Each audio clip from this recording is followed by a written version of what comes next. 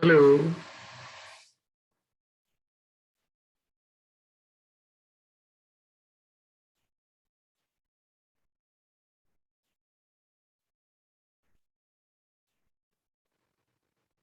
Sir last class से related कोई doubt अभी थी?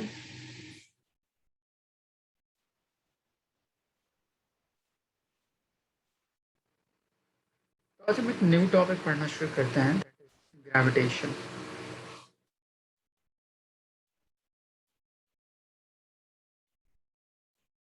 ग्रेविटेशन सबसे पहली चीज डिफाइन करते हैं हम लोग, यूनिवर्सल लॉ ऑफ ग्रेविटेशन। आपने शायद क्लास 9th में ही पढ़ा होगा, कुछ याद है क्या कहता था यूनिवर्सल लॉ ऑफ ग्रेविटेशन?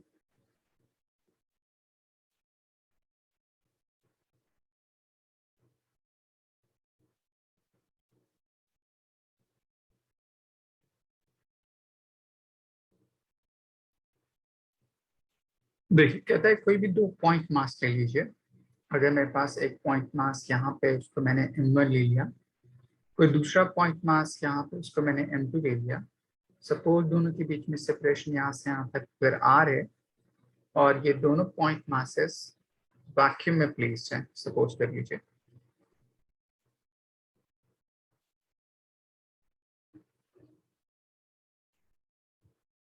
तब कहता है कि इन दोनों पार्टिकल के बीच में फोर्स ऑफ ट्रैक्शन होगा, जो इन दोनों पार्टिकल को अपनी तरफ एक दूसरे की तरफ पुल करने की कोशिश करेगा। वो फोर्स ऑफ अट्रैक्शन किस किस बात पे डिपेंड करता है? तो पहला, directly proportional to product of their masses, and दूसरा inversely proportional to square of separation between them. तब इस पर्टिकुलर लॉ को हम क्या बोलते हैं? यूनिवर्सल लॉ ऑफ ग्रेविटेशन बोलते हैं। Universal law of gravitation simply बताता है, फोर्स किसी भी दो पॉइंट मास के बीच में अगर आर सेपरेशन पे सेपरेटेड हो किसी वैक्यूम में, उसको डिफाइन करता है। तो कहता है the force between two point masses is directly proportional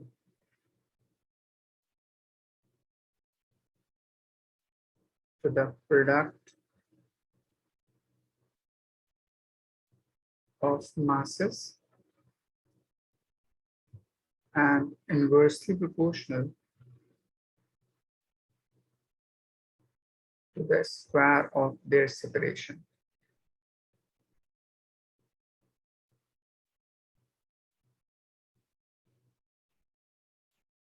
तब इसको हम बोलते हैं यूनिवर्सल ऑफ ग्रेविटेशन। तो अगर मैं इसको रिलेट करूं तो F directly proportional to m1 into m2 and F inversely proportional to square of their separation. जब दोनों कंबाइन कीजिएगा, F proportional to m1 m2 by r square. इस प्रोपोर्शनलिटी को हटाते हैं, कांस्टेंट पुट करते हैं, F इज इक्वल टू आता है G m1 m2 by separation r square. तो ये मेरे पास आता है फोर्स किसी भी दो पॉइंट मासेस के बीच में जो किसी r डिस्टेंस पे सेपरेटेड हो, उसके लिए डिफाइन करते हैं। यहाँ पे हम कैपिटल G यूज करते हैं। उस कैपिटल G को हम बोलते हैं यूनिवर्सल ग्रेविटेशनल कांस्टेंट, और इसकी वैल्यू होती है 6.67 इंटू 10⁻⁻11 न्यूटन मीटर स्क्वायर पर केजी स्क्वायर। या आप इस वैल्यू को 20/3 भी लिख सकते हैं कैलकुलेशन के हिसाब से, अलग अलग टर्म में। तो इससे डिफाइन करते हैं। ये gravitational constant remains constant for the entire universe. इसीलिए ये जो फोर्स होगा वो भी मीडियम पे डिपेंडेंट नहीं होता है। ठीक, मैंने यहाँ पे डिफाइन किया था वैक्यूम। ये कोई जरूरी नहीं कि सिर्फ वैक्यूम ही के लिए एप्लीकेबल हो, आप किसी भी मीडियम में पुट कीजिए, उस फोर्स की वैल्यू पे कोई इफेक्ट नहीं पड़ता है। दूसरा पूछ सकता है, इसके बेस ग्राफ प्लॉट करके डिफाइन कीजिए फोर्स और सेपरेशन के बीच में। तो देखिए, फोर्स एंड आर दोनों एक दूसरे के साथ इनवर्स रिलेशन शो कर रहा है। और हमने पढ़ा था कि इनवर्स रिलेटेड अगर हो कोई दो पॉइंट की, तो उसका ग्राफ रेक्टेंगुलर हाइपरबोला कुछ इस तरह से आता है।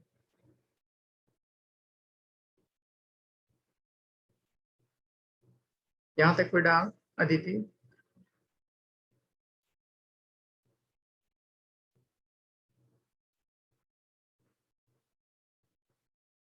इसको नोट डाउन कीजिए।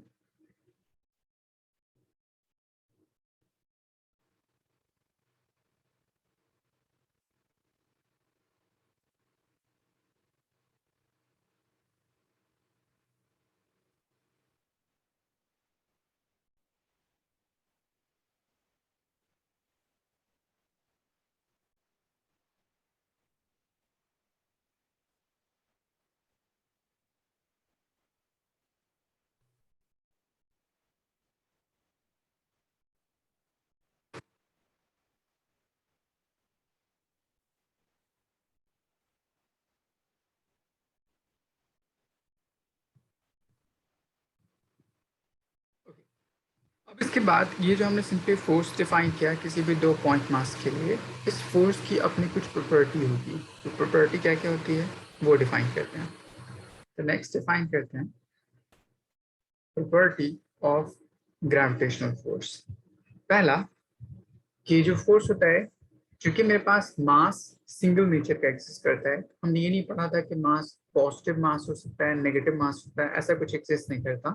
मास सिंगल नेचर का होता है एंड किसी भी दो मास के बीच में हमेशा अट्रैक्शन होता है, रिपल्शन नहीं होता।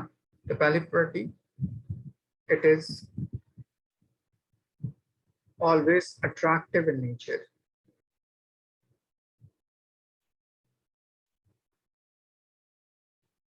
दूसरी प्रॉपर्टी, ये किसी मीडियम पे डिपेंड नहीं करता, आप किसी भी मीडियम में इसको प्लेस कीजिए, इसकी वैल्यू रिमेन सेम रहती है।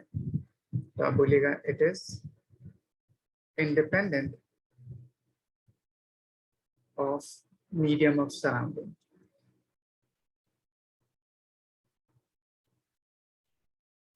जैसे अगर आपसे क्वेश्चन पूछ सकता है कि अगर कोई ऑब्जेक्ट है, 2 पॉइंट मासेस, अगर वैक्यूम में प्लेस्ड है एंड के बीच में सेपरेशन अगर एफ है, अगर उस पूरे सिस्टम को उठा के एक मीडियम में रख दिया गया जिसकी डेंसिटी या रिलेटिव डेंसिटी 3 है, 5 है, कुछ भी है, तो उसके हिसाब से उसके फोर्स पे क्या फर्क पड़ेगा। तो आप बोलिएगा gravitational force is independent of medium of surrounding, इसलिए उसकी वैल्यू रिमेन सेम रहेगी। थर्ड कंडीशन, क्योंकि ये force inversely proportional to are square है, इसलिए इसको हम इनवर्स स्क्वायर लॉ भी बोल सकते हैं। तो आप बोलिएगा it obeys inverse square law. इसका मतलब क्या होता है कि अगर आर की वैल्यू आप इन्फिनाइट पुट कीजिएगा तब फोर्स की वैल्यू 0 होगी, अदरवाइज फोर्स की वैल्यू 0 नहीं हो सकती। इसीलिए इसको हम बोलते हैं long range force. Long range force क्यों? क्योंकि इसका एक्शन अप टू इंफिनिटी तक होता है, इसीलिए। नेक्स्ट, इसका जो डायरेक्शन ऑफ एक्शन है वो हमेशा उन 2 पॉइंट मासेस के लाइन ज्वाइनिंग के बीच में एक्ट करता है। मतलब अगर एक पॉइंट मास यहाँ पे और एक पॉइंट मास यहाँ पे, तो इन दोनों के सेंटर के बीच का जो लाइन ज्वाइनिंग होगा, ये टर्म, इस फोर्स का डायरेक्शन उसी पाथ के अलॉन्ग एक्ट करता है। तब इसकी वजह से इसका एक अनदर नाम बोलते हैं, उसको बोलते हैं सेंट्रल फोर्स। वो फोर्स जो उन 2 पॉइंट मासेस या उन 2 बॉडीज के लाइन ज्वाइनिंग बिटवीन सेंटर के अलोंग एक्ट करता हो, उनको हम सेंट्रल फोर्स बोलते हैं। तो आप बोलिएगा it is a central force. क्यों? क्योंकि it lies along the line joining their centers. Next property, एक टर्म डिफाइन करते हैं कि ये जो फोर्स होता है वो सुपरपोजिशन प्रिंसिपल को ओबे करता है। अब सुपरपोजिशन प्रिंसिपल होता क्या है उसको डिफाइन करते हैं। तो it obeys principle of superposition.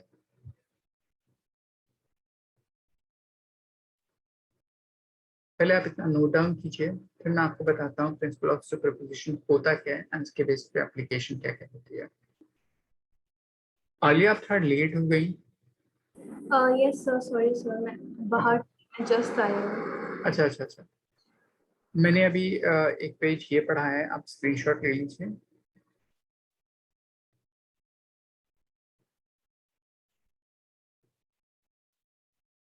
Done. Yes, sir. फिर मैंने ये प्रॉपर्टी डिफाइन की, ग्रेविटेशनल फोर्स क्या क्या प्रॉपर्टी हो सकती है, इसको नोट डाउन कर लीजिए।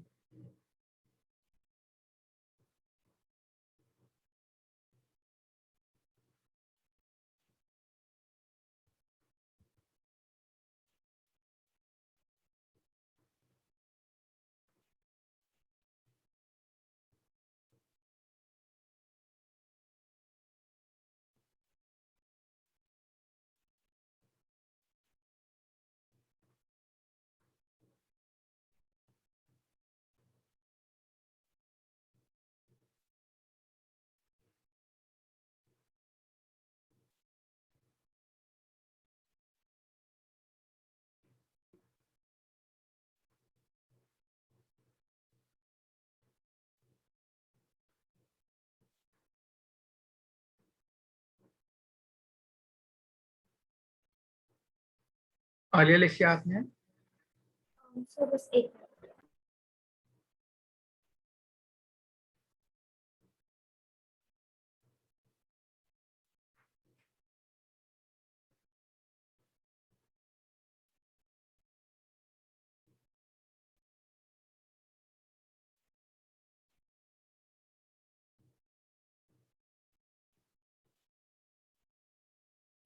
Done sir.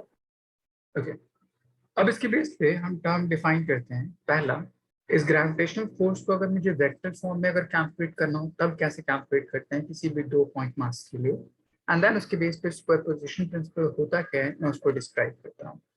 तो first, gravitational force in vector form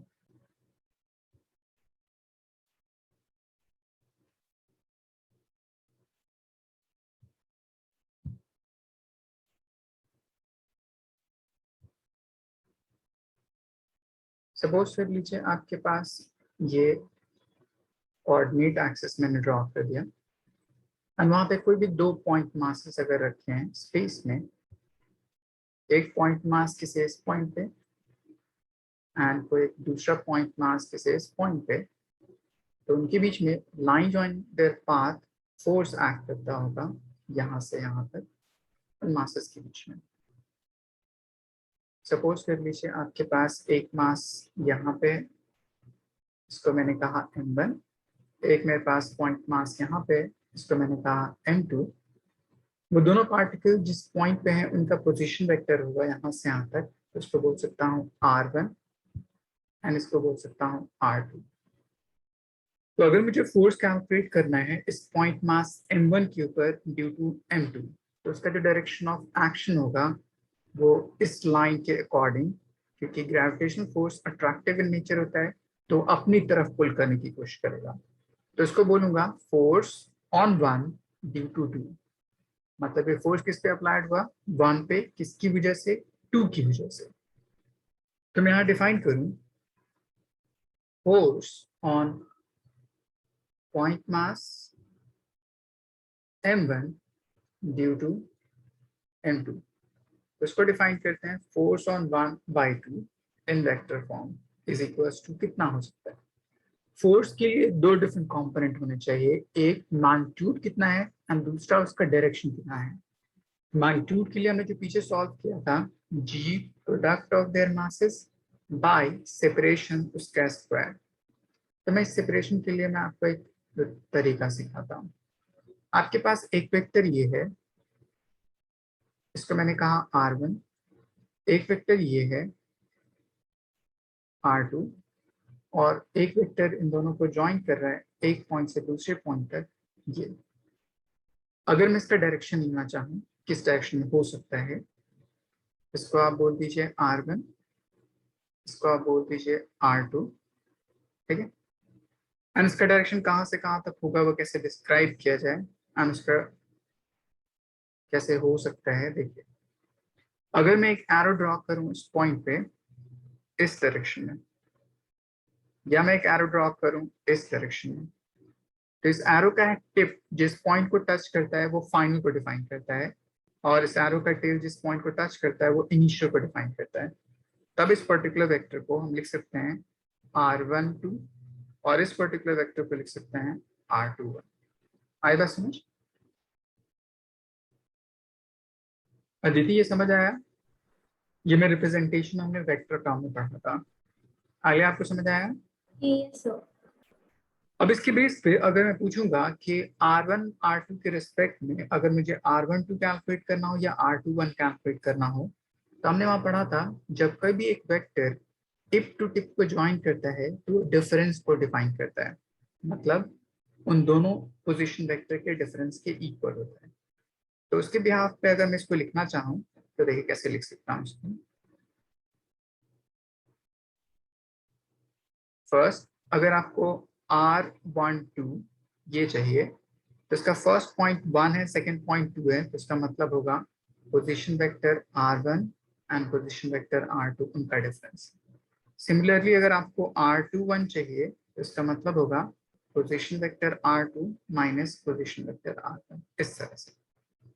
and then फिर इसके बिहाफ पे आप उसके यूनिट वेक्टर को डिफाइन कर सकते हैं। यूनिट वेक्टर का सिंपल फॉर्मूला होता है उस वेक्टर को उसके मैग्नीट्यूड से डिवाइड कर दीजिए, तो इसको हम बोलते हैं यूनिट वेक्टर।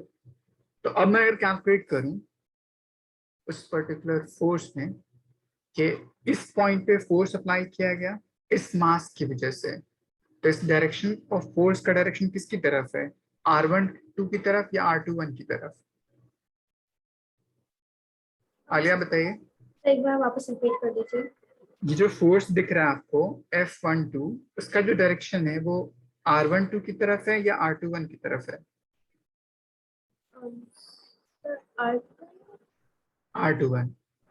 तो मैं यहाँ से लिख सकता हूँ कि इसका जो पूरा डायरेक्शन है R21 कैप इसके अलॉन्ग है।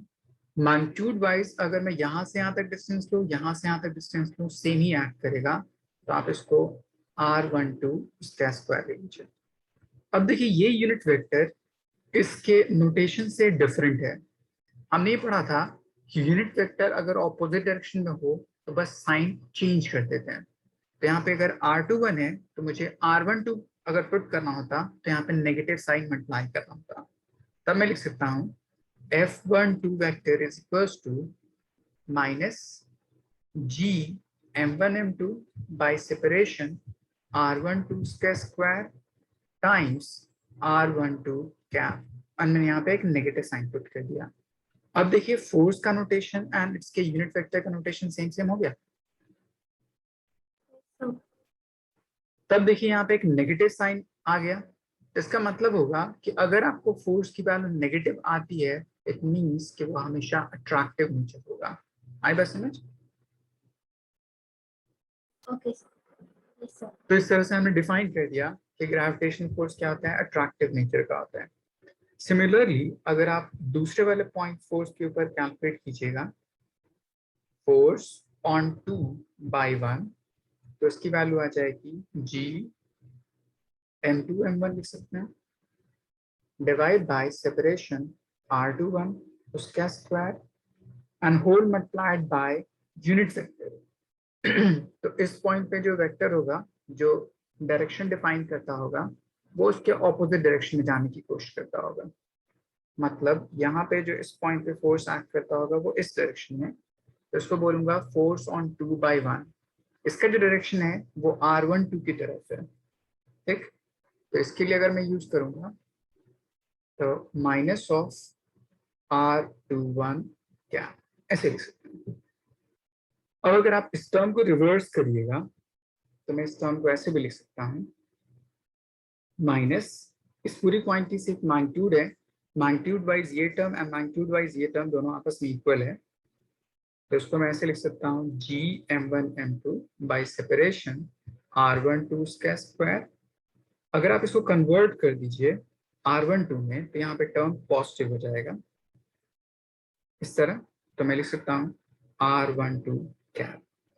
अब देखिए पूरी क्वांटिटी एग्जैक्टली F12 के इक्वल हो गई, बट यहाँ पे एक नेगेटिव साइन है, तो मैं ऐसे बोल सकता हूँ minus of F12 is equals to F21। तो यहाँ पे एक टर्म प्रूव हो गया कि अगर ये टर्म आपका एक्शन है तो ये टर्म क्या हो जाएगा, reaction, and there is negative sign in between, मतलब वो ऑपोजिट डायरेक्शन को डिफाइन कर रहा है। तो इस तरह हम डिफाइन कर सकते हैं कि gravitational force Newton's third law क्या करता है, ओबे करता है। कोई डाउट आलिया? सर एक छोटा सा डाउट है, पूछिए। R12 और R21 जो वेक्टर आया है वो कैसे निकला, वो नहीं मैं समझ रही।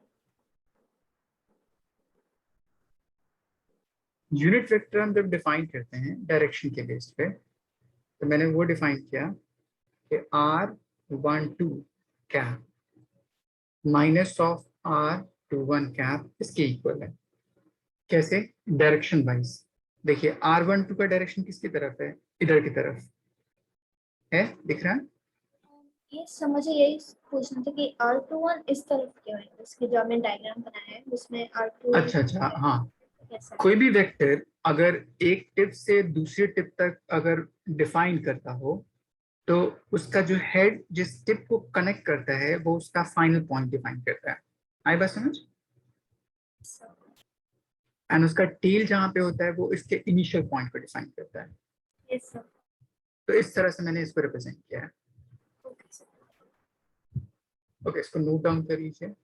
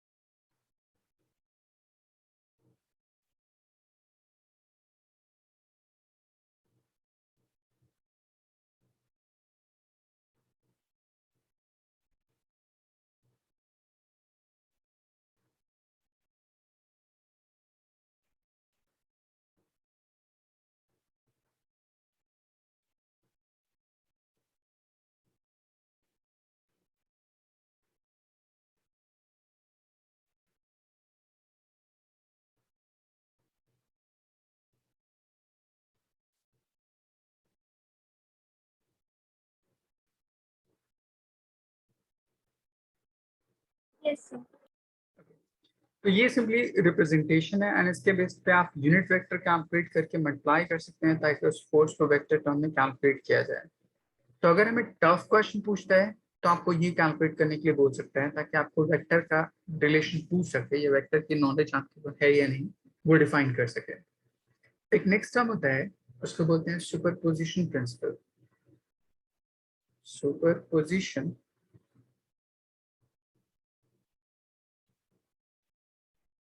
ये टर्म एक्चुअली में आपको 12th में पढ़ना है, बट यहाँ पे इसके सारे एप्लीकेशन पढ़ा दिए गए हैं, तो मैं बेहतर है कि आपको ये प्रिंसिपल ही पढ़ा दूं ताकि आपको ज्यादा चीज समझ पाए।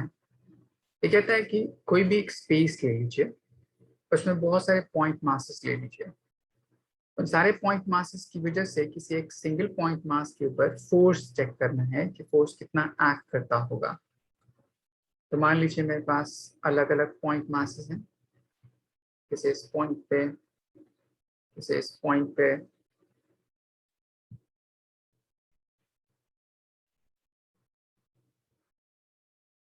किसी इस पॉइंट पे एंड सो ऑन। यहाँ पे कोई पॉइंट मास ले लीजिए m1, यहाँ पे कोई पॉइंट मास ले लीजिए m2 एंड यहाँ पे कोई पॉइंट मास ले लीजिए mn। ऐसे बहुत सारे पार्टिकल हो सकते हैं। यहाँ पे एक पॉइंट मास है m0। अगर ये सारे पॉइंट मासेस इस m0 के ऊपर फोर्स अप्लाई करते हैं तो उसकी वजह से हम कैसे कैलकुलेट करेंगे टोटल फोर्स को, उसको डिफाइन करते हैं।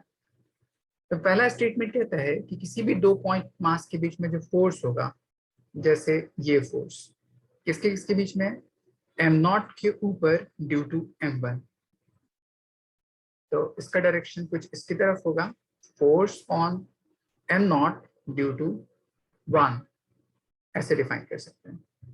दूसरा, अगर मैं m0 के ऊपर फोर्स कैलकुलेट करूं m2 की वजह से, ये इस डायरेक्शन में होगा, तो ये अपनी तरफ पुल करेगा।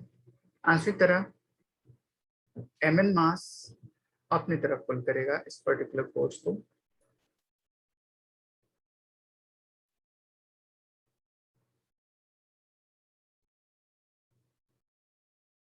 तो ये फोर्स अपनी तरफ, तो इसका नाम बोलूंगा force on and not due to second object. And उस तरह अगर मुझे इस पॉइंट पे फोर्स कैलकुलेट करना है तो इसको बोलूंगा force on and not due to nth particle, ऐसे बोल सकता हूँ। तभी कहता है कि कोई भी दो पॉइंट मास के बीच में जो फोर्स होता है, जैसे F01, F02, F0n, ये सारे फोर्सेस एक दूसरे पे डिपेंडेंट नहीं होते। मतलब ये इंट्रैक्शन इस पे डिपेंड नहीं करेगा, ये इंट्रैक्शन इस पे डिपेंड नहीं करेगा। किसी भी दो पॉइंट मास के बीच में जो फोर्स ऑफ इंट्रैक्शन होता है वो इंडिपेंडेंट ऑफ अदर इंट्रैक्शन होता है। ये पहला स्टेटमेंट कहता है। ये बात समझ में आई? Yes sir. एंड अगर टोटल फोर्स किसी एक गिवन मास के ऊपर due to system of point mass अगर कैलकुलेट करना है तो इतने सारे फोर्सेस हैं। फोर्स कौन सी क्वांटिटी होती है, स्केलर या वेक्टर?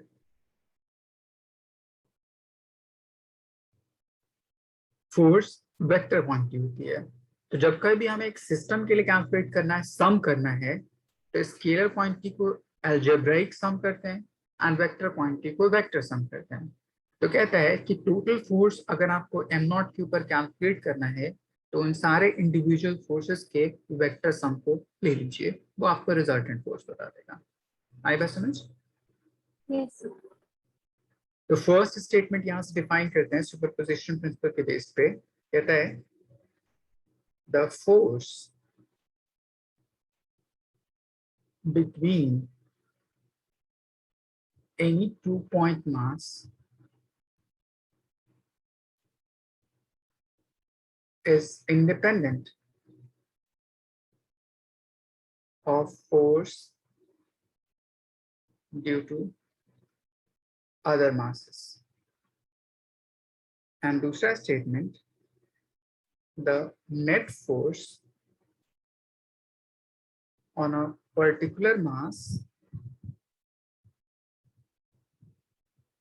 जैसे मैंने यहाँ पे m0 को लिया, due to all other masses is equals to vector sum of all individual forces। मतलब अगर आपको एफ नेट कैलकुलेट करना हो तो उन सारे फोर्सेस को वेक्टर सम कर लीजिए, so on to F naught. अब वेक्टर सम कैसे करते हैं मैं आपको तरीका सिखाता हूँ, कैलकुलेट करना सिखाता हूँ। यहाँ तक स्टेटमेंट वाइज कोई डाउट? आलिया, अदिति, कोई डाउट? इसको नोट डाउन कर लीजिए।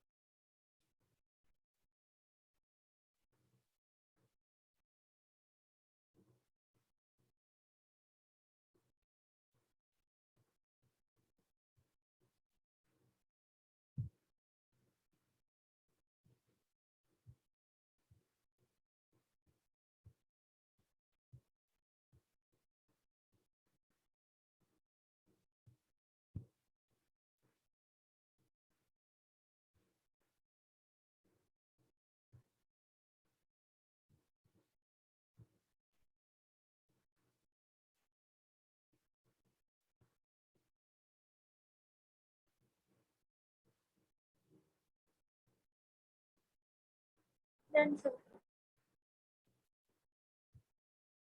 अदिति आपने, ओके। अब इसके बेस पे फोर्स कैसे हम कैलकुलेट करते हैं मैं आपको तरीका सिखाता हूँ। अब देखिए इसके बेस पे क्वेश्चंस कैसे कैसे हो सकते हैं। पहला क्वेश्चन हमसे पूछेगा, अगर कोई पॉइंट मास m दे रखा है, कोई भी मास दे रखा है m, उसको दो पार्ट में उसमें डिस्ट्रीब्यूट किया। जैसे मैं आपको क्वेश्चन बताता हूँ, इफ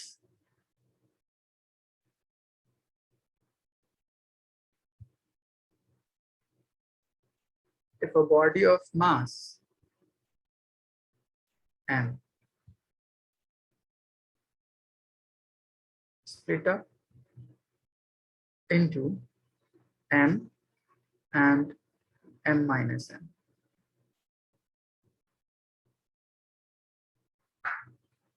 and separated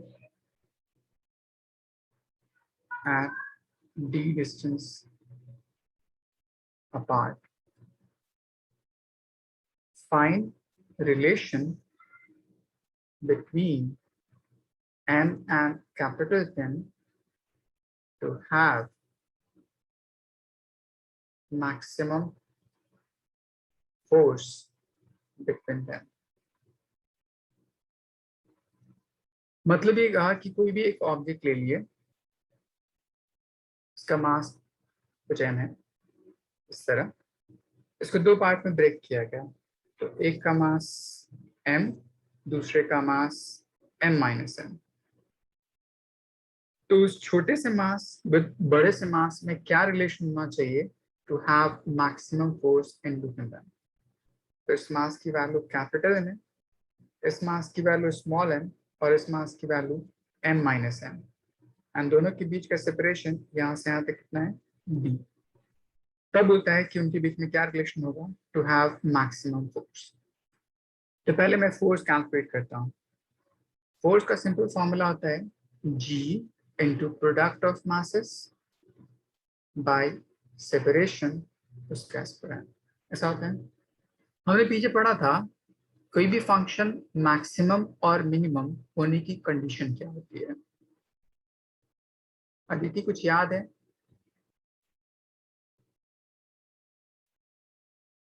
मैक्सिमम और मिनिमम ऑफ अ फंक्शन उसकी कंडीशन क्या होती है? आलिया?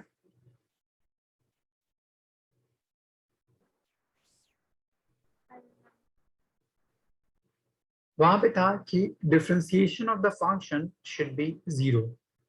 यहाँ पे बोला अगर मैक्सिमम फोर्स कैलकुलेट करने के लिए तो आप उस पर्टिकुलर टर्म को वेरिएबल टर्म के रिस्पेक्ट में डिफरेंशिएट कीजिए। तब यहाँ पे वेरिएबल कौन सा है?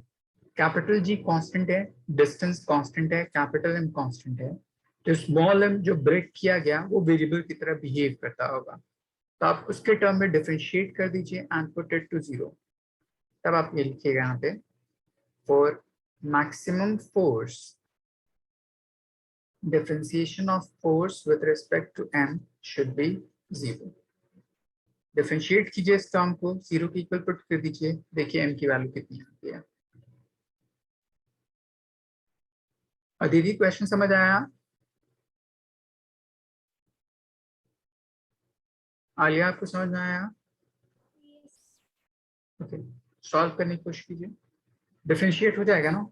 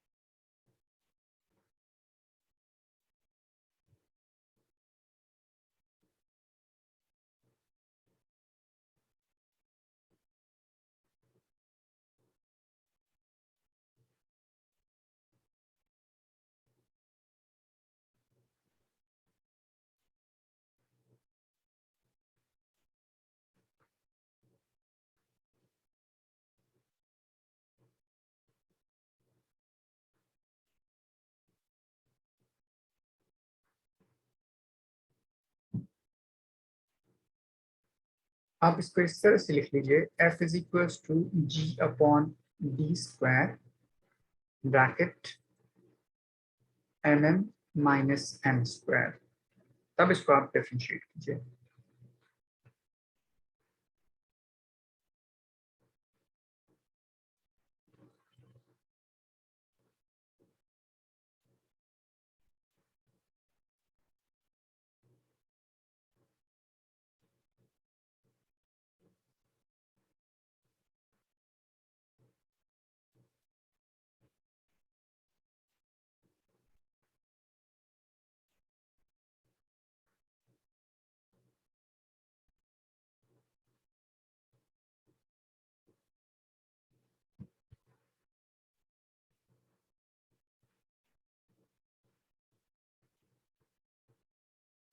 अदिति सॉल्व हुआ क्या? मैं सॉल्व करने की कोशिश करूं? यस सर, वो m minus 2m equals to 0 आ रहा है।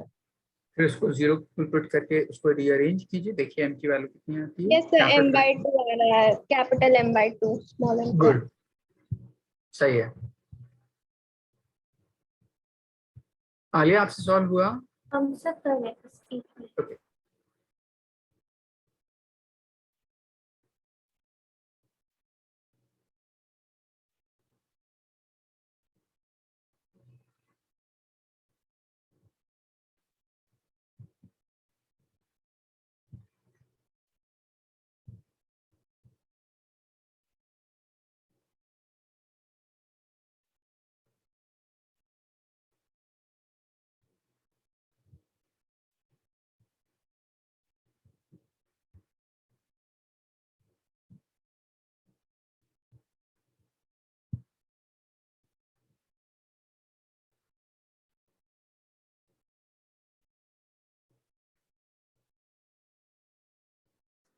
सर पहले m capital M minus 2 small m equal to 0, फिर m equal to capital M upon 2।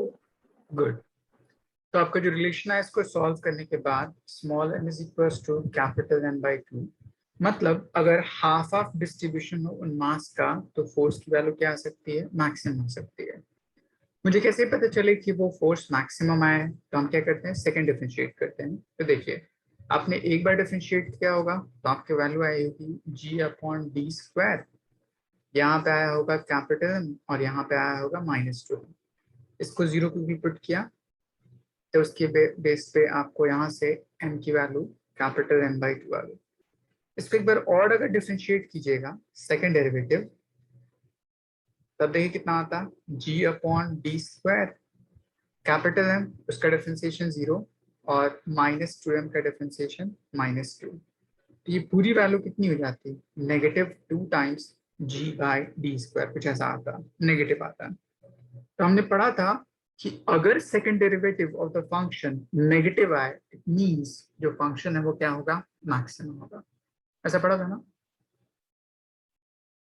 Sir एक बार आप रिपीट कर सकते अगर second differentiation of the function negative आए तो इसका मतलब होता है कि जो फोर्स या फंक्शन होगा वो मैक्सिमम होगा। तो यहाँ पे देखिए इस पूरी की वैल्यू सेकंड डिफरेंशिएशन में नेगेटिव आ गई। इट मींस जो आपका फंक्शन है फोर्स वो मैक्सिमम होगा। उस बेस पे जब मास की वैल्यू कितनी हो जाएगी? m बाई 2 हो जाएगी। हमारी बात समझ? हैं। Yes sir. ओके। एक नेक्स्ट टर्म मैं आपको कैलकुलेट करना सिखाता हूँ। देखिए, सुपरपोजिशन प्रिंसिपल के बेस पे आपसे ये कहता कि कोई 3 पॉइंट मासेस हैं।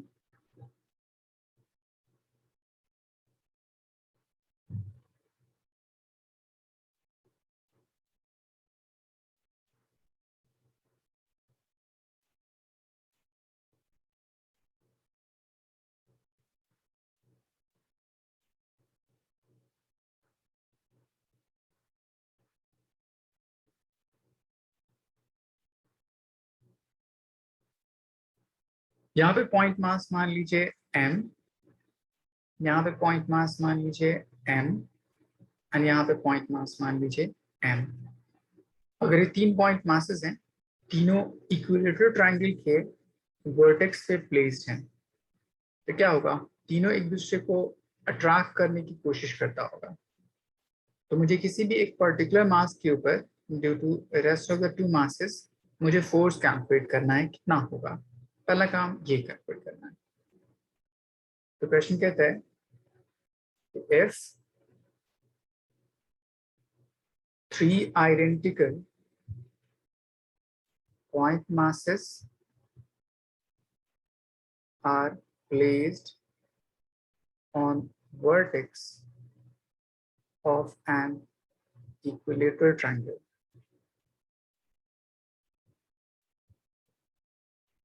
of side L, find net force on any one। किसी एक के ऊपर अगर आपको नेट फोर्स कैलकुलेट करना है तो कैसे कैलकुलेट कीजिएगा? तो मान लीजिए मुझे इस पर्टिकुलर ऑब्जेक्ट के ऊपर फोर्स निकालना है due to rest of the two masses, तो कैसे कैलकुलेट करूंगा? तो मान लीजिए मैं इसकी नेमिंग कर दे रहा हूँ ए बी एंड ये पॉइंट सी, ठीक है। अगर मुझे सी पॉइंट मास के ऊपर फोर्स चेक करना है due to A and B, तो उसका डायरेक्शन किस किस तरफ हो सकता है अगर मैं उसको ड्रॉ करूं तो देखिए कैसे होगा। पहला, ये जो मास ए है वो इस सी मास को अपनी तरफ पुल करता होगा इस डायरेक्शन में। सिमिलरली जो मास बी है वो इस सी मास को अपनी तरफ पुल करता होगा क्योंकि फोर्स अट्रैक्टिव रहता है, ग्रेविटेशनल फोर्स उसके बेस पे। तो इस पर्टिकुलर फोर्स का नाम बोलूंगा फोर्स ऑन सी बाई ए। इस फोर्स का नाम बोलूंगा फोर्स ऑन सी बाई, ऐसे बोल सकता हूँ। Yes, sir. Yes. अब इनकी वैल्यूज देखिए क्या होगी। Force on C by A is nothing but G product of masses by square of separation, ऐसे बोल सकता हूँ। और similarly force on C by B अगर कैलकुलेट कीजिएगा तो G product of masses by square of separation, ऐसे बोल सकता हूँ। अब हमने दोनों फोर्सेस कैलकुलेट कर लिए। देखिए दोनों फोर्सेस आपस में क्या है, इक्वल है, तो आप इसको एफ एंड एफ कंसीडर कर सकते हैं। चेक कीजिए कि दोनों फोर्सेस के बीच में एंगल कितना है, दोनों का इंक्लिनेशन यहां से यहां तक इक्विलेटरल ट्रायंगल, तो एंगल कितना होगा आलिया? इक्विलेटरल ट्रायंगल के ईच एंगल कितना होता है? 60 degree. गुड। तो यहाँ से मैं नेट फोर्स कैलकुलेट कर सकता हूँ, तो लिख सकता हूँ इसको root under A square plus B square plus 2 times of A B into cos 60 degree. Cos 60 1/2, ये 2 कैंसिल आउट, तो पूरी वैल्यू हो जाएगी F square F square F square. It means 3 times of F square root under या root 3 times of F, F की value है G M square by L square. यहाँ तक कोई डाउट? सर यहाँ पे cos 60 की वैल्यू कौन सी है? cos 60 की वैल्यू 1/2, तो 2 and 2 कैंसिल आउट। यहाँ पे cos 60 1/2 आएगा तो डिवाइड बाई 2 आएगा, तो वो 2 इससे कैंसिल आउट हो जाएगा। आया समझ? Yes, sir. ओके, तो मेरे पास नेट फोर्स की वैल्यू इतनी आ गई। तो हमने यहाँ पे कौन सा रूल अप्लाई किया फोर्सेस को वेक्टर सम करने के लिए? तो पहले मैंने कैसे सुपरपोजिशन प्रिंसिपल अप्लाई किया, उस पर्टिकुलर पॉइंट मास सी के ऊपर हर पॉइंट मास की वजह से इंडिविजुअली फोर्स कैलकुलेट किया, तो इंडिविजुअली फोर्स दोनों आ गया और ये दोनों फोर्स एक दूसरे पर डिपेंड नहीं करेंगे। जब आपको रिजल्टेंट कैलकुलेट करना हो तो या तो आप रिजल्टेंट फोर्स का फॉर्मूला अप्लाई कर दीजिए या नहीं तो आप कंपोनेंट मेथड से भी सॉल्व कर सकते हैं, X component Y component break करके। बट मेरे ख्याल में ज्यादा बेहतर ये है कि आप रिजल्टेंट फोर्स को अप्लाई कीजिए। आया समझ अदिति यहाँ तक? Yes, sir. अब इसी में नेक्स्ट क्वेश्चन आपसे पूछेगा कि अगर इस म्यूचुअल ग्रेविटेशनल पुल की वजह से ये पूरा सिस्टम क्या करने लगे, रोटेट करने लगे अराउंड दिस सर्कुलर पाथ, तो उसकी वेलोसिटी क्या हो सकती है, टाइम पीरियड क्या हो सकती है, वो कैलकुलेट कीजिए। तो इसी में अगर आपसे नेक्स्ट क्वेश्चन पूछे, if due to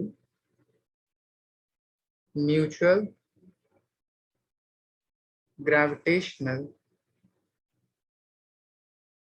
force this system start revolving, then find velocity and time period of revolution। तब देखिए ये कैसे सॉल्व करूंगा। तो इसके लिए क्या कीजिए, उस पर्टिकुलर पॉइंट मास m के ऊपर जैसे ये रिवॉल्व करने लगेगा तो उस पर एक फोर्स एक्ट करता है। हर ऑब्जेक्ट जो सर्कुलर पाथ में रिवॉल्व करता है उसके ऊपर एक फोर्स एक्ट करता है, सेंट्रीफ्यूगल फोर्स, एंड उसका डायरेक्शन सेंटर के डायरेक्शन के ऑपोजिट बोल सकते हैं। Yes, sir. तब इस सिस्टम में कौन कौन सा फोर्स एक्ट करता होगा अगर मैं उसको डिफाइन करूं, तो आप ये बोलिएगा, एक फोर्स एक्ट करता होगा उसके सेंटर की तरफ, इन दोनों फोर्सेस के रिजल्टेंट की इक्वल, एंड एक दूसरा फोर्स सेंट्रीफ्यूगल फोर्स जो कि वो रिवॉल्व कर रहा है अराउंड सर्कुलर पाथ, तो उसकी वजह से इस डायरेक्शन में। अगर ये दोनों फोर्सेस इक्वल हो जाएं तो रिवॉल्व कर पाएगा, अदरवाइज नहीं। तो इस बाहर वाले फोर्स को एफ सी बोल दीजिए, इस अंदर वाले फोर्स को एफ नेट बोल दीजिए। एफ नेट की वैल्यू हमने कैलकुलेट कर ली है। एफ सी की वैल्यू कैलकुलेट करने के लिए आपको रेडियस पता होना चाहिए, क्योंकि एफ सी इज इक्वल होता है M V square by R. तो आर कैसे कैलकुलेट करूं, देखिए उसके लिए तरीका सिखाता हूँ आपको। आप इसको मान लीजिए बेस ऑफ दिस ट्रायंगल, इस तरह। सेंटर किस पॉइंट को बोलते हैं, सेंट्रॉइड को। तो वहां से सेंट्रॉइड तक एक डिस्टेंस ड्रॉ करते हैं। इस पर्टिकुलर पॉइंट से एक वर्टिकल लाइन ड्रॉ कर दीजिए टू इट्स बेस, यहां से ऊपर। अब देखिए इन सारी चीजों में कौन कौन सी चीजें हैं। ये टोटल लेंथ यहाँ से यहाँ तक L होगा, तो ये लेंथ यहाँ से यहाँ तक कितना हो जाएगा, L/2। ये मेरे पास इंक्लिनेशन, अगर टोटल इंक्लिनेशन 60 डिग्री है तो हाफ इंक्लिनेशन कितना हो जाएगा, 30 डिग्री। सेंट्रॉइड से उसके वर्टेक्स तक के डिस्टेंस को आप रेडियस बोल दीजिए, जो सर्कुलर पाथ के रेडियस को डिफाइन करेगा। अब आप इस L/2 के टर्म में रेडियस की वैल्यू कैलकुलेट कर सकती हैं क्या अदिति?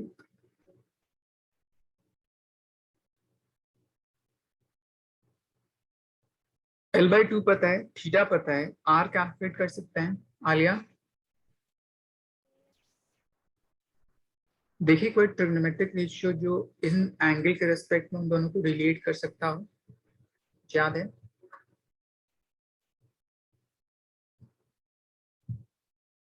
क्या पता? Yes, sir. एक मिनट। सर नहीं पता, एक मिनट। देखिए इस थीटा के रिस्पेक्ट में इसको आप क्या बोलिएगा, L/2 को कौन सा साइड बोलिएगा, बेस, परपेंडिकुलर, बेस हो गया हाइपोटेन्यूज। हमारा बेस। और R क्या कहलाएगा? Sir hypotenuse. गुड। तो बेस और हाइपोटेन्यूज किसको बोलते हैं? Base and hypotenuse cos. Okay yes. बहुत अच्छे। तो cos of 30 degree is equals to base divide by hypotenuse. तो मुझे अगर हाइपोटेन्यूज कैलकुलेट करनी है, cos 30 √3/2, 2 और 2 कैंसिल आउट, ये हो जाएगा L/√3। तो आपको रेडियस की वैल्यू आ गई, सेंट्रीफ्यूगल फोर्स की वैल्यू नेट फोर्स के साथ इक्वेट कर दीजिए, आपको वेलोसिटी की वैल्यू आ जाएगी। अदिति आपको समझ आया यहाँ तक?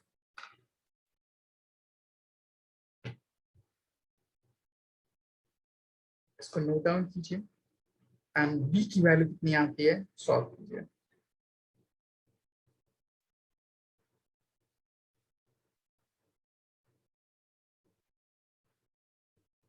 सर किसकी value sir? Velocity.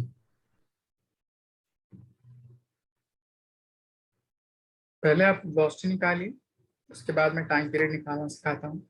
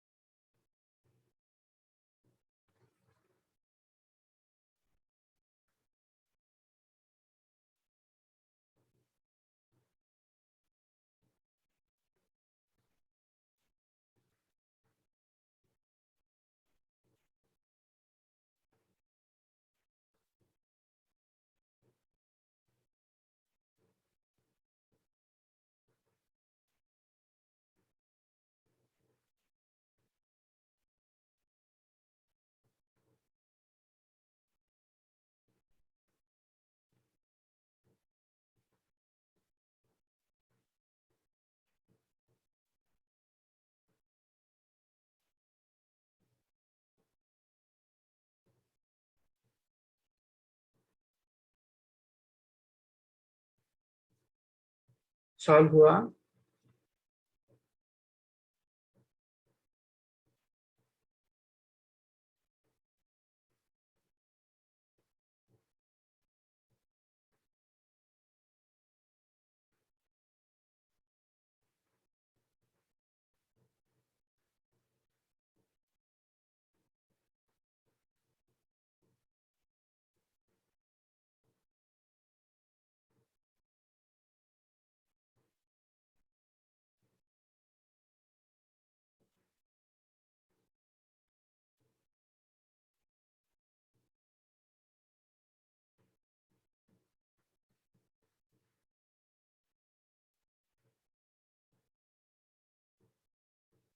Alia solve हुआ?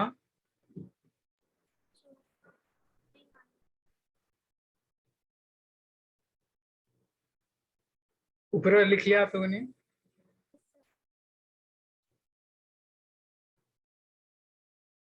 देखिए आपको सिंपली क्या करना है, नेट फोर्स को सेंट्रीफ्यूगल फोर्स के साथ इक्वेट कर देना। तो नेट फोर्स की वैल्यू एंड सेंट्रीफ्यूगल फोर्स की वैल्यू दोनों को इक्वेट जब कीजिएगा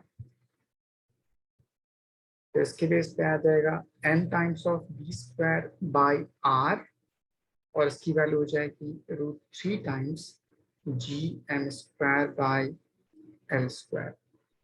r की value in terms of l लिख दीजिए, यहाँ पे मास m कैंसिल आउट, तो v square divide by l by √3, तो √3 ऊपर चला जाएगा which is equals to √3 gm by l square. एक l cancel out, √3 cancel out, so velocity is equals to हो जाएगी √g times of m by l। आपको कुछ इतना velocity हो जाता है। आलिया समझ आया इतना? अब आपको नेक्स्ट टाइम पीरियड कैलकुलेट करना है। टाइम पीरियड क्या होता है? कुछ भी नहीं, टोटल डिस्टेंस बाय वेलोसिटी।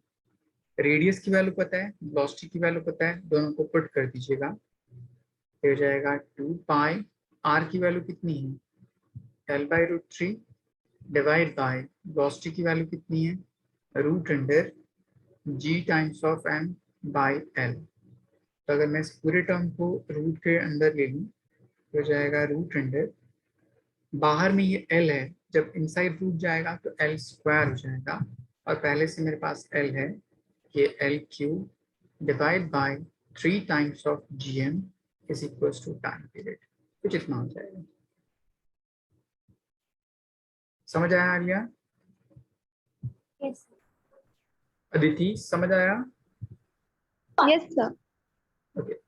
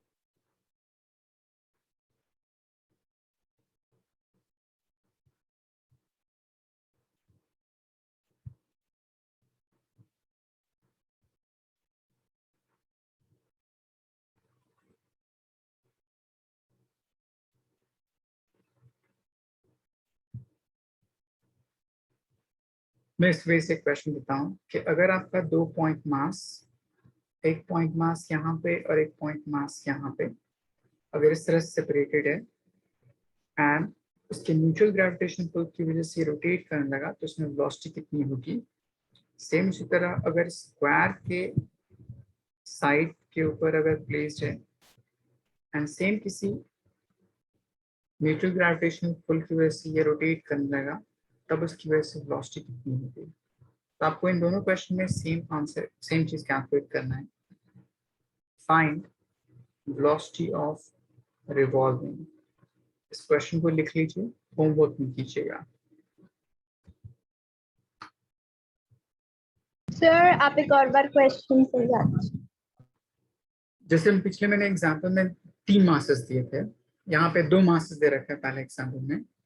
अगर ये दोनों एक दूसरे के म्यूचुअल इंट्रैक्शन की वजह से रिवॉल्व करने लगे अराउंड दिस सर्कुलर पाथ, तब उसकी वेलोसिटी ऑफ रिवॉल्विंग कितनी होगी। तो आप इसको सॉल्व कैसे कीजिएगा, इसको आप सेंटर मान लीजिए यहाँ से यहाँ तक, तो ये डिस्टेंस यहाँ से यहाँ तक r और ये डिस्टेंस यहाँ से यहाँ तक r, तो टोटल डिस्टेंस कितना हो जाएगा 2r। फिर उसी बेस पे अगर मैं ये साइड ले लूँ, इस स्क्वायर के लिए यहाँ से यहाँ तक a, उसके बेस पे किसी एक पॉइंट मास के ऊपर फोर्स निकालूं due to all 3 masses, and उस फोर्स को सेंट्रीपिटल फोर्स के इक्वेट कर दूं एंड मास से वेलोसिटी कैलकुलेट कर दूं। आई बात समझ? जिस तरह मैंने Yes. पिछले इक्वेशन में किया था, सेम इस तरह इस इक्वेशन में करना है। और ये आपको समझ आया क्या करना है इन दोनों क्वेश्चंस में? ओके, इसको लिख लीजिए।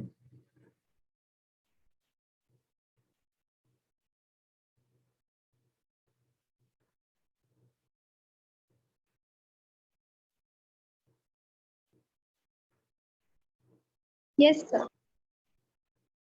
So, ओके, एक नेक्स्ट क्वेश्चन, बहुत फेमस क्वेश्चन, कहता है कि if two identical solid sphere having a radius r and uniform mass density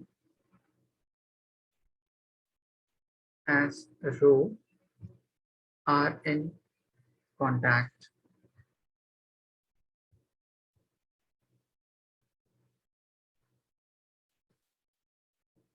Define force versus R. How force is related to R.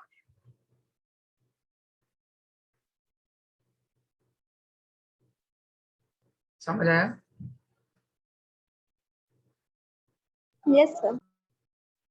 एक बार ट्राई कीजिए।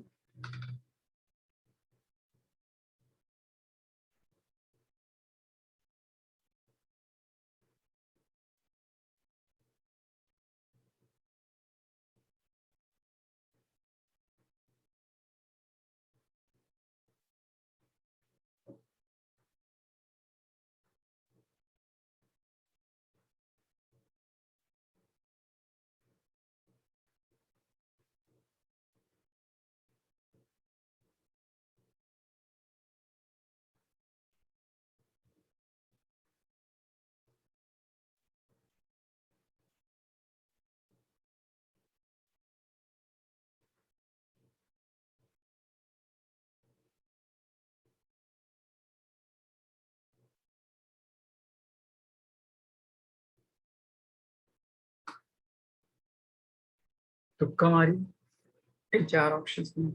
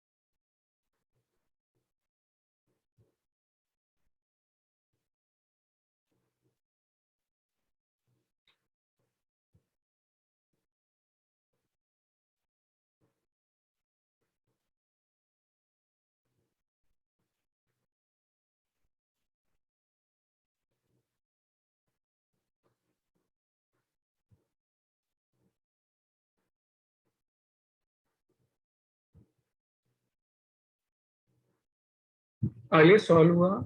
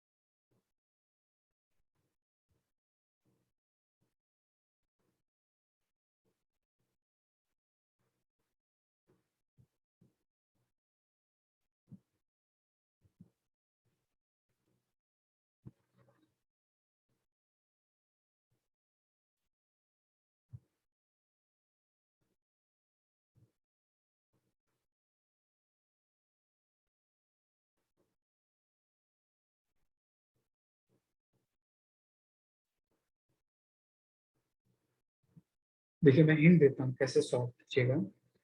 आप दो आइडेंटिकल स्फीयर मान लीजिए इस तरह, एक स्फीयर ये लीजिए एंड एक स्फीयर ये लीजिए। दोनों को डायरेक्ट कांटेक्ट में टच करा दीजिए इस तरह। अब देखिए जैसे दोनों कांटेक्ट में हैं तो उनके सेंटर के बीच का सेपरेशन कितना होगा, पहले मैं वो चेक कर देता हूँ। तो सेंटर इसका यहाँ पे एंड सेंटर इसका यहाँ पे, दोनों के बीच में सेपरेशन कितना हो जाएगा? So 2R. 2r।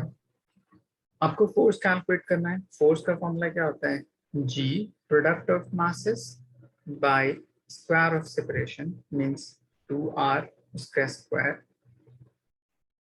कितना हो जाएगा? तो ये पूरी वैल्यू हो जाएगी G times m square divide by 4 times r square. तो यहाँ से देखिए फोर्स r स्क्वायर कैसा है? Inversely proportional. तो यहाँ से आप लोग डायरेक्टली मारिएगा कि ऑप्शन ए करेक्ट होना चाहिए, ऐसे बोलिएगा।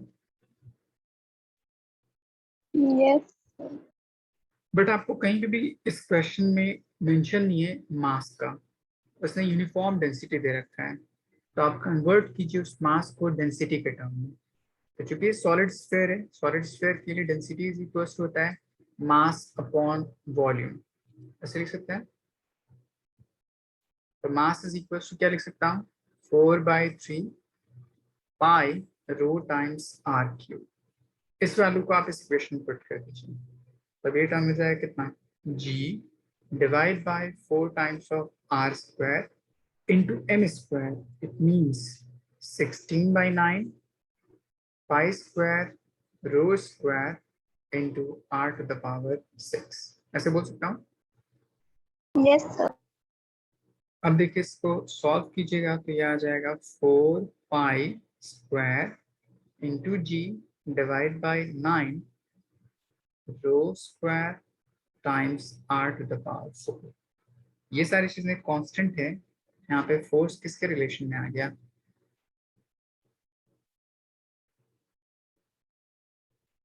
फोर्स r के साथ कैसे रिलेटेड है? 4 times. तो कौन सा ऑप्शन सही होना चाहिए? Yeah.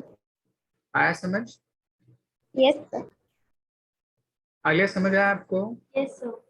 ओके। तो इसमें गलती मत कीजिएगा, वो जानबूझ के आपसे ऐसे क्वेश्चन पूछेगा जिसमें आप प्री नॉलेज के हिसाब से डायरेक्टली बोलिएगा inversely proportional to are square होता है, बट क्वेश्चन में कुछ और ही पूछना होता है। तो उस क्वेश्चन के अकॉर्डिंग आप आंसर ए या सी उसके हिसाब से चूज कीजिएगा। इसको लिख लीजिए।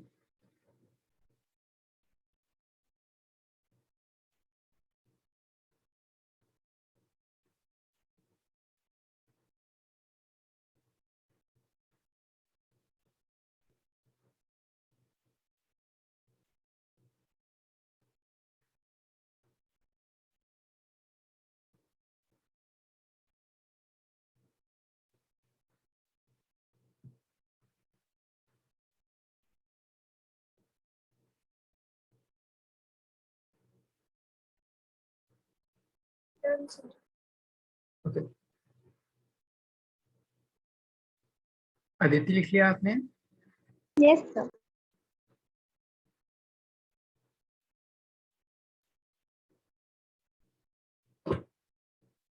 उसने कहा a question, if a point mass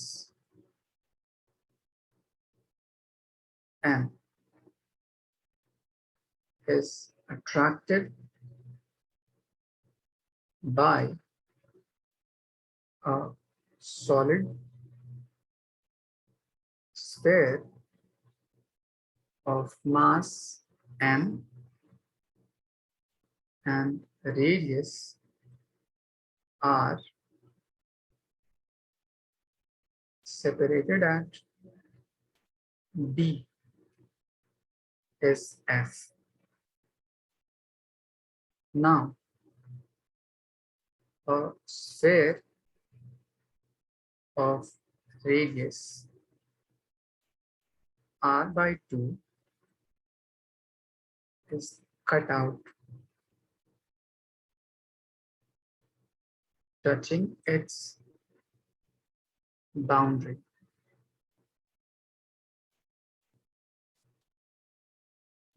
Find new force. प्रश्न कहने का मतलब कि आपके पास कोई एक स्फीयर दे रखा है पहले, ये इस स्फीयर से कोई पॉइंट मास अट्रैक्ट हो रहा है जो किसी पर्टिकुलर डिस्टेंस पे है।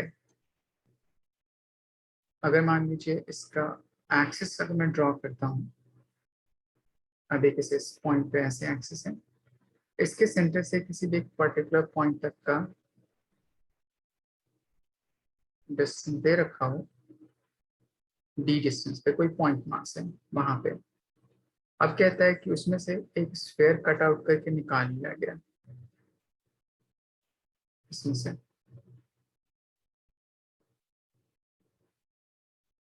तब कहता है कि अब उस पॉइंट मास के ऊपर फोर्स कितना एक्ट होगा।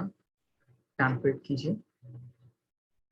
इसको मान लीजिए पॉइंट मास m, इसका अपना मास कैपिटल M और उसका अपना रेडियस यहाँ से यहाँ पे कितना है r। दोनों के बीच का सेपरेशन कितना दे रखा है d, तो यहाँ से यहाँ तक सेपरेशन d है। तो देखिए ग्रेविटेशनल फोर्स कैसे कैलकुलेट करूंगा, तो पहले बोलिएगा टोटल मास अगर ऑब्जेक्ट का है उसमें कितना फोर्स उसके अप्लाई किया होगा, वो F है। तो पहले हम वो कैलकुलेट कर लेते हैं। तो F total is equals to G product of masses by square of separation. ये F के टर्म में आ गया, इसको आप एज इट इज लिख लीजिए। जितना मास मैंने कट आउट करके निकाल लिया, तो उसकी वजह से देखिए तब कितना फोर्स एक्ट करता है। तो उसकी वजह से जब सॉल्व करूंगा तो उसका सेंटर पहले के सेंटर से अब डिफरेंट हो जाएगा, तब ये डिस्टेंस अब इतना हो जाएगा उस कट आउट पोर्शन उसके रिस्पेक्ट में। तब इसकी वैल्यू हो जाएगी d माइनस आर बाई 2। आई बस समझ, Yes, sir. इसके सेंटर से देख रहा हूँ तो इस रिमूव मास का मास की वैल्यू कितनी हो सकती है, तो उसको कैसे कैलकुलेट करूंगा। तो आप ये बोलिएगा कि उसकी डेंसिटी यूनिफॉर्म होगी, so total mass by total volume should be equals to mass removed by उसका वॉल्यूम। हो जाएगा 4/3, इसका रेडियस कितना हो जाएगा r/2, तो उसका क्यूब करिएगा r³/8। तब यहाँ से मास रिमूव विल बी m/8। आगे आपको समझ आया कैसे सॉल्व किया मैंने।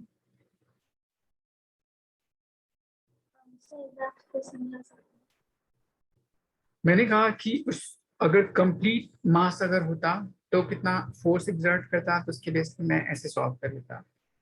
जो मास रिमूव्ड आउट हो गया है उसका इम्पैक्ट जो फोर्स का होगा तो कम हो गया, क्योंकि उतना मास तो डिक्रीज कर गया। तो इसलिए मैं उसको एक अनदर बॉडी की तरह बिहेव कर रहा हूँ, तो पहले मैं उसका मास कैलकुलेट करूंगा। मास कैसे कैलकुलेट करूंगा, आपको दे रखा है बॉडी सॉलिड स्फीयर है, सॉलिड स्फीयर के लिए मास वॉल्यूमेट्रिक डिस्ट्रीब्यूटेड होगा, तो मैंने रो यूज किया, which is equals to total mass by total volume। जो रिमूव टर्म है उसका रेडियस बड़े वाले के रेडियस के रिस्पेक्ट में देखिए हाफ हो जाएगा, क्योंकि रेडियस ये इसके डायमीटर के इक्वल है, तो r/2 उसका रेडियस की तरह बिहेव करेगा। तो total mass by total volume, mass remove by remove volume, तो उसमें रेडियस r/2, उसका क्यूब r³/8, क्रॉस मल्टीप्लिकेशन कीजिएगा तो n/8 आ जाएगा। समझ आया लिया? Yes, sir. Thank you, sir. Okay, अब आपको रिमूव मास की वैल्यू पता चल गई है, डिस्टेंस पता चल गई है, दोनों को पुट करके मैं रिमूव्ड सेगमेंट की वजह से कितना फोर्स होगा वो कैलकुलेट कर सकता हूँ। Force due to removed segment is equals to g product of masses. Mass कितना है मेरे पास, m/8 into small m divide by their separation which is d minus r/2 उसका स्क्वायर। अब क्या करना है, ये आपका पहले से फोर्स था, ये आपका रिमूव टर्म है, दोनों का अगर मैं रिजल्टेंट कैलकुलेट कर लूं एफ नेट, तो F total minus F remove, F total की वैल्यू g/m/d², एफ आर की वैल्यू इतनी पुट कर दीजिए, तो उसको लिख सकता हूँ एफ माइनस g/8। अगर मैं यहाँ से d कॉमन कर लूँ ये हो जाएगा d² और यहाँ पे बच जाएगा 1 माइनस r/, उसका होल स्क्वायर, ऐसा कुछ बचेगा। Yes, sir. अब इस पूरे टर्म में देखिए, ये जो पूरी वैल्यू है g/m/d², ये किसके इक्वल दिख रहा है आपको, f के इक्वल दिख रहा है, Yes. तो मैं f बाई इतना टर्म बोल सकता हूँ, एंड दोनों में Yes. से अगर मैं f कॉमन कर लूँ तो उसको ऐसे लिख सकता हूँ 1 minus 1/8 times 1 minus r/2d whole square.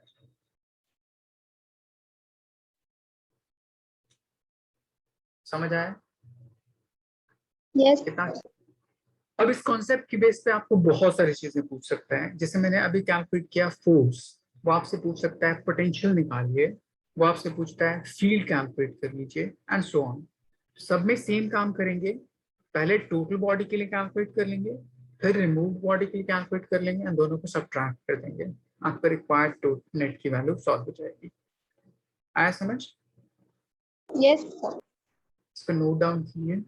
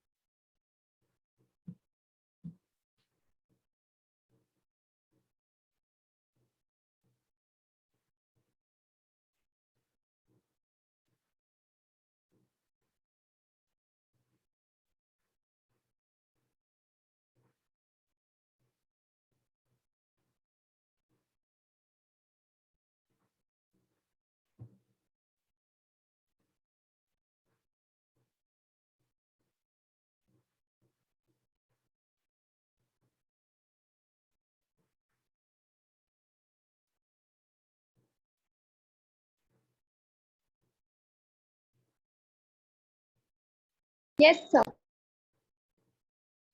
Yes, sir. Okay, यहाँ तक अलग अलग टर्म हमने फोर्स कैलकुलेट करना सीख लिया। इसके बाद नेक्स्ट हम डिफाइन करते हैं हम लोग ग्रेविटी, या उसी चीज को बोलते हैं हम लोग एक्सेलरेशन ड्यू टू ग्रेविटी। पहले इसका मतलब क्या होता है पहले मैं वो समझाता हूँ। सपोज कर लीजिए आपके पास अर्थ है एंड उसके सरफेस के ऊपर कोई भी एक पॉइंट ऑब्जेक्ट प्लेस्ड है,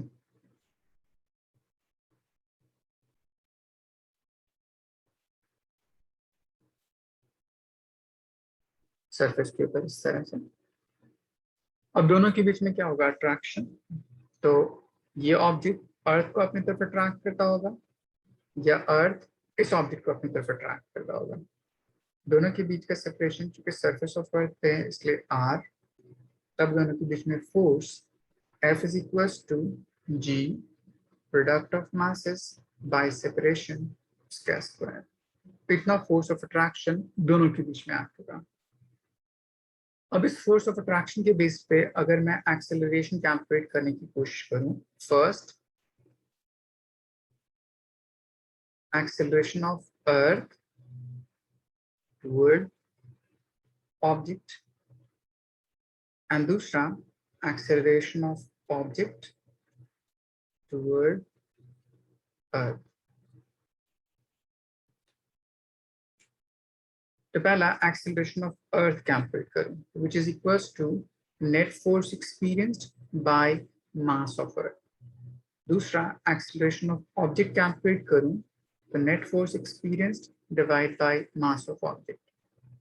इन दोनों को अगर कैलकुलेट कीजिएगा तो कौन सी वैल्यू आपको सिग्निफिकेंट दिखेगी, कौन सी वैल्यू आपको इनसिग्निफिकेंट दिखेगी। तो आप बोलिएगा इस वाले टर्म में क्योंकि मास ऑफ अर्थ बहुत ज्यादा होगा उसके रिस्पेक्ट में एक्सेलरेशन की वैल्यू बहुत छोटी आएगी, इसलिए उसको नेग्लिजिबल बोल सकता हूँ, इसलिए वो इनसिग्निफिकेंट होगा। इसीलिए ये पूरा term since m is very large, so acceleration of earth towards object becomes insignificant.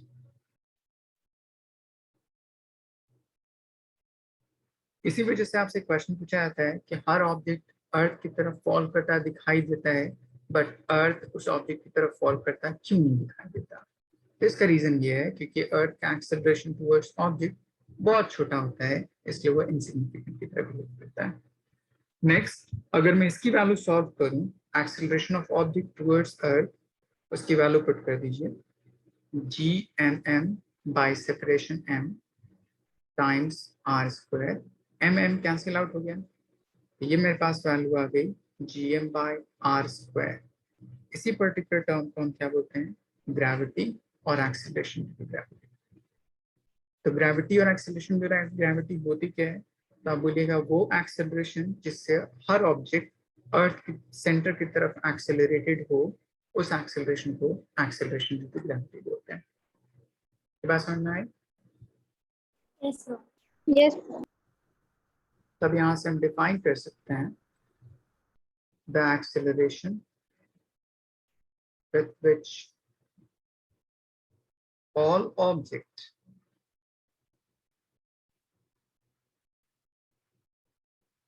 get attracted toward the center of earth। उस एक्सेलरेशन को एक्सेलरेशन की ग्रेविटी, इसके फॉर्मूले में देखिए g is equals to gm by r square. इसको आप density के टर्म में कन्वर्ट कीजिएगा तो 4/3 पाई रो g इंटू r, या इसको अगर मैं वैल्यूज के टर्म में लिखूं 9.8 मीटर पर सेकंड स्क्वायर, इस तरह से लिख सकते हैं। इस पर्टिकुलर एक्सेलरेशन में ऑब्जेक्ट का कोई इन्वॉल्वमेंट नहीं है, मतलब ऑब्जेक्ट के डायमेंशन, उसके मास, इन सब चीजों का कोई जिक्र नहीं है, इसलिए उसके इंडिपेंडेंट होगा। तो आप लिखिएगा it is independent of mass of body. इसीलिए हर object towards the earth same acceleration से फॉल करता है इररिस्पेक्टिव ऑफ देयर मास। अगर मैंने एयर रेजिस्टेंस को नेग्लेक्ट कर दिया तब। इसी पर्टिकुलर टर्म को प्रूव करने के लिए गैलीलियो ने दो डिफरेंट बॉडी को लीनिंग टावर ऑफ पीसा में आईफिल टावर के आसपास एक एक्सपेरिमेंट किया था इस चीज को प्रूव करने के लिए। आई बात समझ? Yes, sir. ओके, इसको नोट डाउन कर लीजिए। यस आलिया? कि किसी ने एक्सपेरिमेंट किया था, वो कौन थे? गैलीलियो साहब थे। ग्रेविटेशन में बहुत सारी चीजें जो पढ़ते हैं वो गैलीलियो की थी, लेकिन उनके लास्ट जमाने में जैसे हम पढ़ते हैं ग्रेविटेशन, तो पहले माना जाता था geocentric model of earth, geocentric model of solar system, जिसमें अर्थ को एज सेंटर एंड बाकी सारी बॉडी अर्थ के अराउंड रिवॉल्व करती थी। बट गैलीलियो ने पाया कि नहीं, ऐसा एग्जिस्ट नहीं करता, हेलियोसेंट्रिक मॉडल होना चाहिए जिसमें सन एज सेंटर, बाकी सारी चीजें उसके अराउंड रिवॉल्व होनी चाहिए। बट जिस जमाने में थे वो, उस जमाने में ये बात जाके अपने फादर चर्च के उनको बताया, उन्होंने इस बात को इनवैलिड माना और उसने कहा कि तुम रिलीजन के खिलाफ जा रहे हो, इसलिए उनको कैद करवा दिया गया। फिर वो अपने लास्ट एज में एक बंद कमरे में अपनी लाइफ स्पेंड किए। उन्होंने बहुत सारी चीजें डिफाइन की ग्रेविटी से रिलेटेड, जिनको बाद में अलग अलग साइंटिस्ट चोरी करके अपने अपने पेपर पब्लिश कर दिए। आई बात समझ? Yes, sir. ओके, लिख लिया यहाँ तक? Yes, sir. आलिया लिखिए आपने? Yes, sir. ओके, सो इतना पढ़ के रखिएगा, जितने सारे मैंने क्वेश्चंस डिस्कस किए हैं उनको एक बार सॉल्व करने की कोशिश कीजिएगा, ठीक है? एंड फिर हम इसके आगे नेक्स्ट अगली क्लास में कंटिन्यू करते हैं। Okay, Thank you, sir. Thank you. Thank you.